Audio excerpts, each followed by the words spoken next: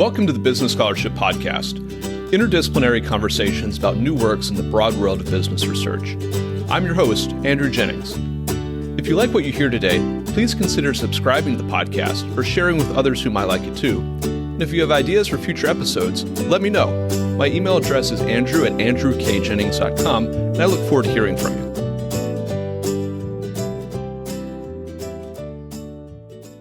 Our guest is Richard Crowley, Assistant Professor of Accounting at Singapore Management University. We'll be discussing his paper, Executive Tweets, which he co-authored with Wan Li Huang of Hong Kong Polytechnic University and Hai Lu of the University of Toronto. I'll add a link to the paper in the show notes. Richard, welcome to the Business Scholarship Podcast. Thanks for having me, Andrew. Richard, a few years ago, August 7, 2018, Elon Musk, the CEO of Tesla, tweeted from his @ElonMusk Twitter account, "Am considering taking Tesla private at $420, funding secured." He followed up with another tweet saying shareholders could either sell at $420 or hold shares and go private. By all accounts, this statement was false. In particular, Musk certainly had not secured funding to take Tesla private at $420 a share. As a result of this false tweet, there was a settlement agreement with the SEC where Musk was forced out of the chairmanship of the Tesla board. He was forced to pay a $20 million fine. Tesla had to pay a $20 million fine. New independent directors were appointed to the board. And perhaps most famously, Musk was required to have his tweets pre-reviewed by Tesla counsel before he tweeted. My question, is this typical of how CEOs and public companies are using Twitter today?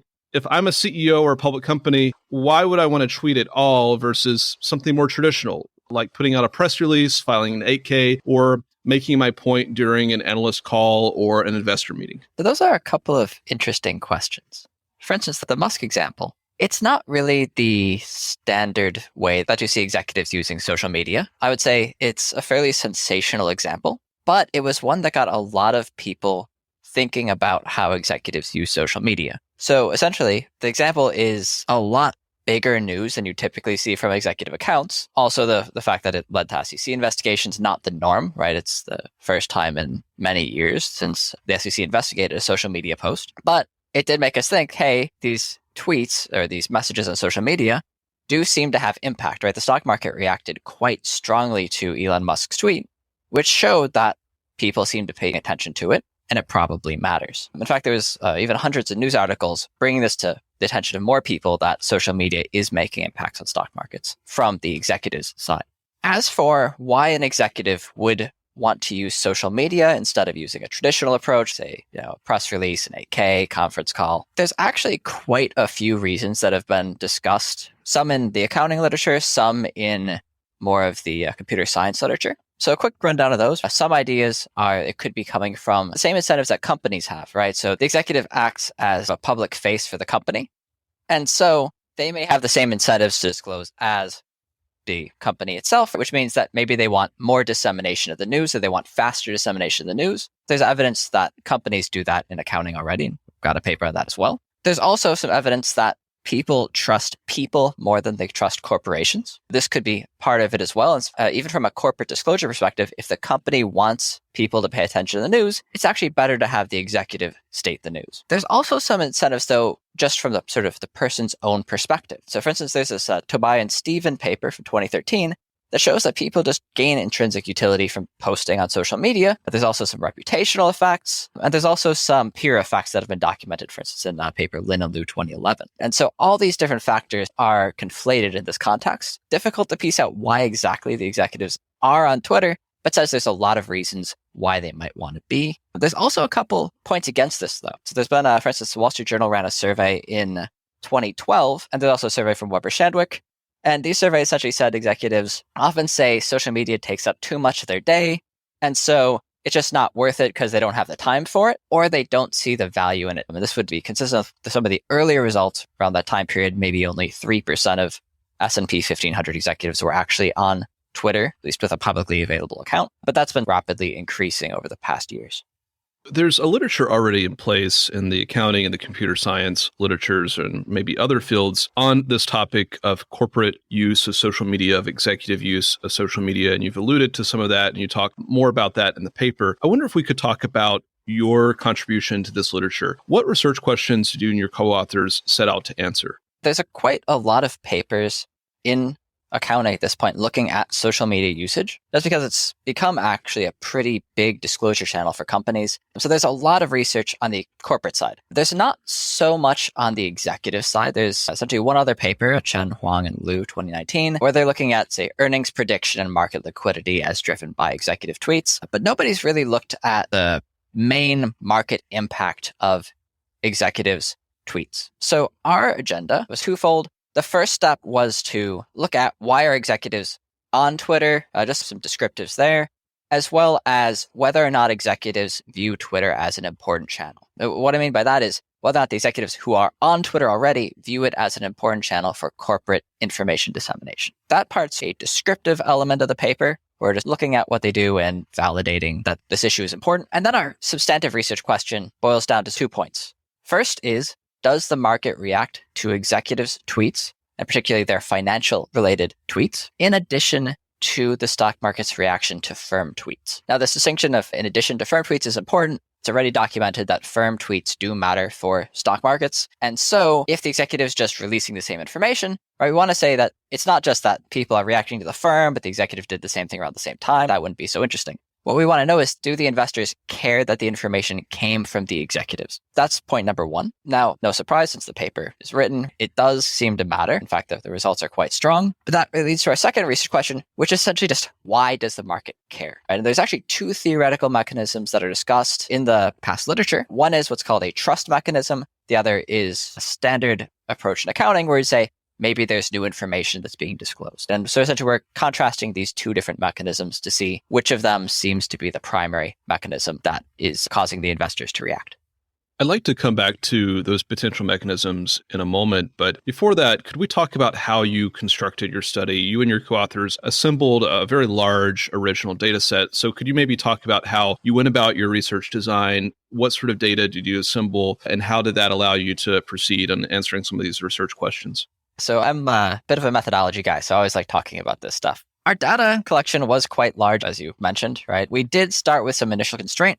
We said we're going to stick to S&P 1500 companies because some other databases we have are restricted to that, and it would be what would be left after we matched that database anyway. But conditional on looking at only companies in the S&P 1500, that meant that we had about 2,200 firms and around 8,200 executives to see if they're on Twitter or not. That's quite a lot of individuals. So this involved a lot of hand collection. We had to go and find essentially the accounts for everybody who's there. Now, we thankfully had some good research assistants from, I want to say, 4 PhD students, 1 master's student, and 5 undergrads. So a lot of people helping us out. At the end of the day, we found 1,635 firm accounts and 621 executive accounts. After that, we of course have to get all the tweets because we're actually going to look at the content that's being discussed. So we don't just need to know, are they there, but also, what are they talking about? To do that, we use Twitter's API, which is quite nice. And we're able to pull about 228,000 tweets by executives and 44 or so million tweets by the firms.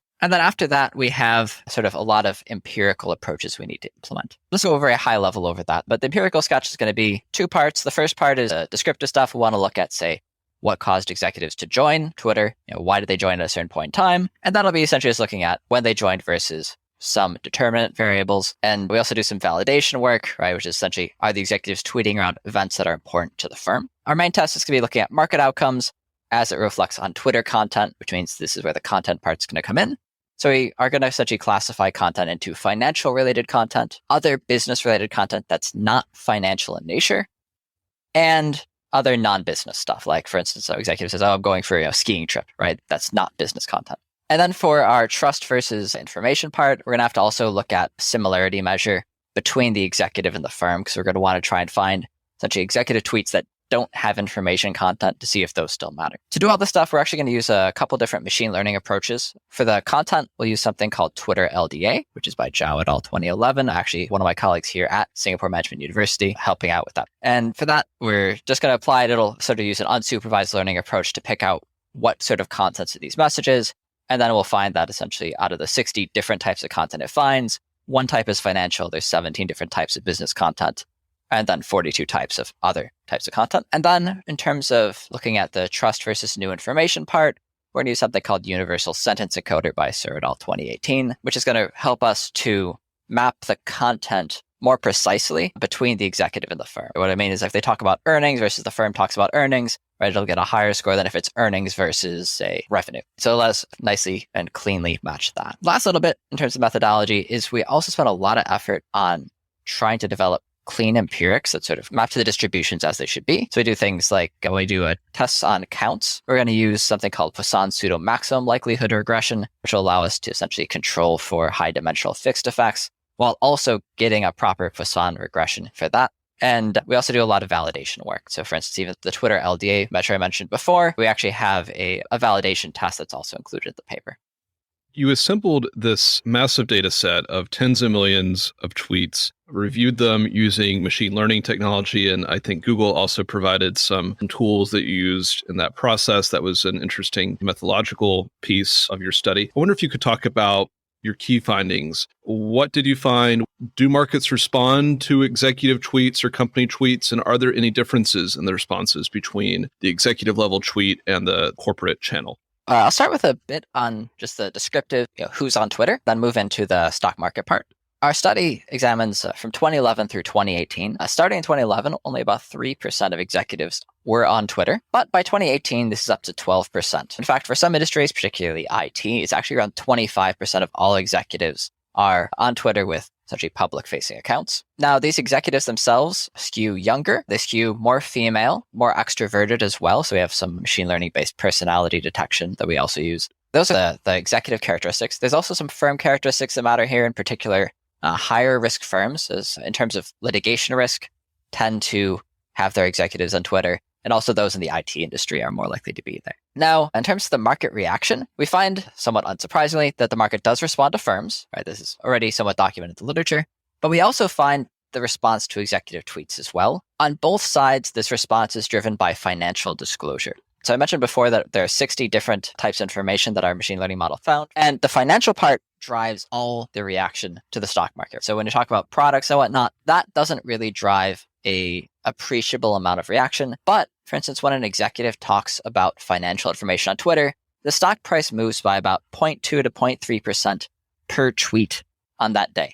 For firms, the reaction's a little bit smaller. It ranges from 0 to 0.2% depending on the situation. So essentially, the executives' tweets drive a larger reaction than the firm's tweets. So that's one big difference right off the bat, that the executive tweets actually lead to stronger reaction. Now, in aggregate, this means the executives drive about 22% of the total reaction to Twitter. This is because, of course, there are more firms on Twitter, and firms also tweet a lot more. But still, the executives are driving over 20% of the reaction to Twitter, which I think is quite non-trivial and means it's definitely something that we should be paying attention to. For the second step, right, as in terms of why this matters, right, I mentioned that we look at this trust versus new information type test. And for that, we're simply going to pin down to the tweets that have seemingly little information.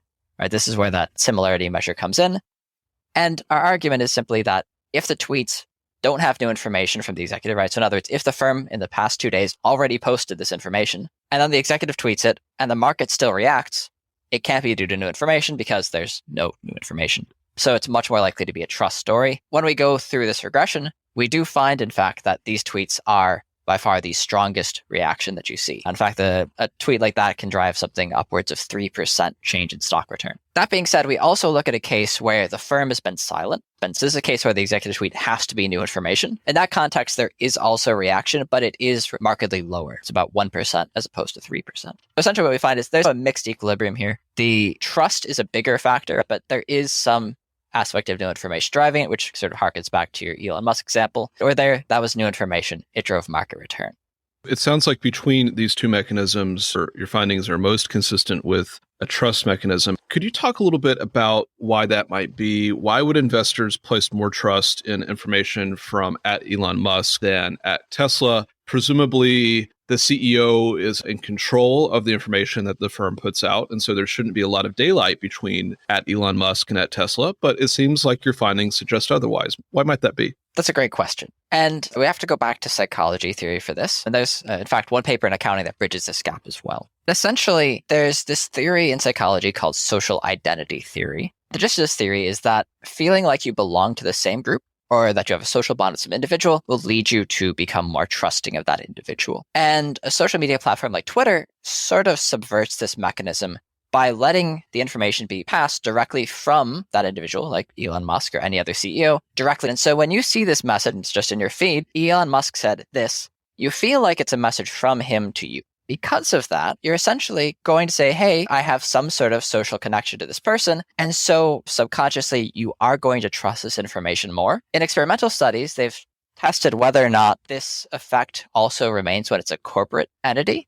And the answer is it's much less if it's a corporation than if it's an individual. And so essentially just the fact that it's a person, like a CEO, telling you this information means you actually just subconsciously trust this information more because you feel like you have that social bond. Do you see any potential policy implications for your findings here, be it internal corporate policies or regulatory policies? How should folks in the corporate environment, in the regulatory environment, in the market take in some of these findings? Another good question. From an internal corporate policy, I would say we do have some implications here, in particular that if you're part of, say, an IR team, you may want to consider what role your executives are playing, not what role they're just playing into their traditional channels like press releases or conference calls or any sort of TV spots, etc. But you also want to consider what role your executive does play in social media because the executives do have quite a bit of influence. From a regulatory perspective, our paper does make clear that this is something that matters. And I don't think this is something the SEC is not aware of. The SEC already has policies dating back to 2013 explicitly about executive social media usage. But from an academic standpoint, the SEC is correct in saying that these should matter. I would like to note we don't document any negative effect of executive social media use, right? So we're not saying that this is something that people shouldn't want to look at or something that regulators need to crack down on, just something that is used by the market. It's part of the equilibrium in which people gather information. And so as far as regulatory watchdogs want to understand how people gather information for markets, this is part of that, and we need to be aware of that. What key takeaways would you like listeners to take from this interview and from the paper? And are there any open questions that you and your co-authors hope to maybe tackle in the future?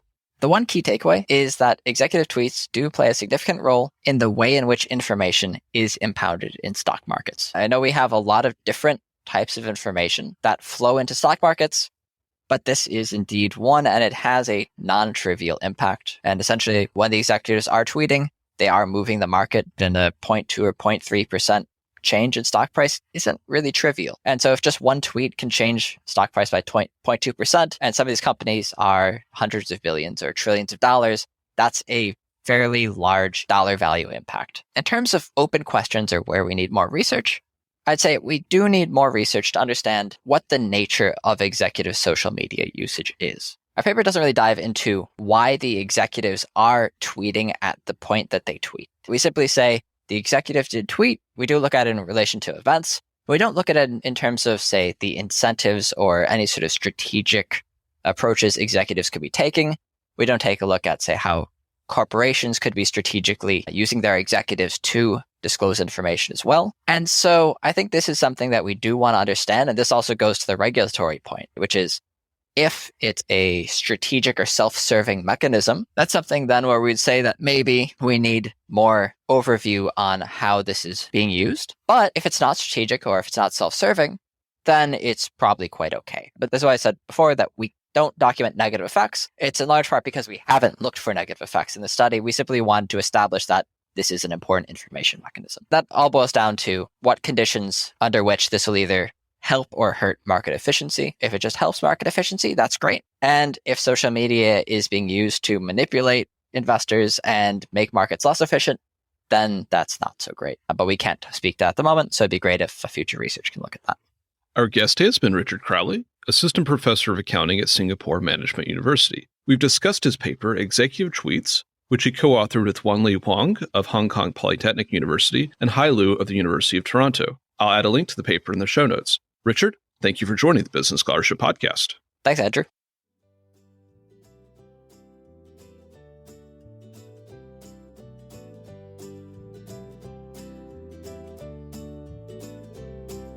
Thank you for listening to another episode of the Business Scholarship Podcast.